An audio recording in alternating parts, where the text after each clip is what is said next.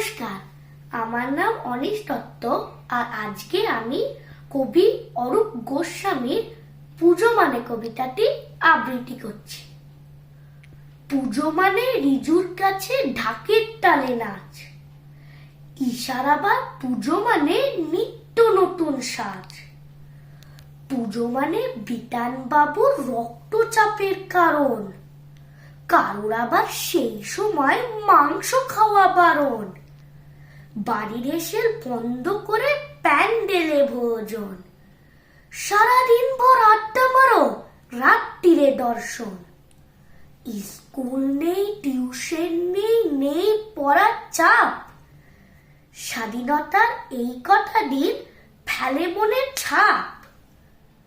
বাবলি আবার প্ল্যান করেছে নবমীর রুটিন, রিয়ার সাথে উড়িয়ে বাইক প্রেম সারাদিন। গজুর কাছে পুজো মানে জুয়া খেলার ঠেক, গাজার নেশায় মদন বাবু ধরেছে নতুন ভেক। পুজো মানে গৃহিণীদের সিঁদুর খেলায় মন, মায়ের আবার পুজো মানে দুর্গা শ্রী চরণ। পুজোর দিনে সবার মনে নানান ধারা ছবি, আঁকবে কেমন ভাবুক মনে ছন্ন ছাড়া কবি। নমস্কার।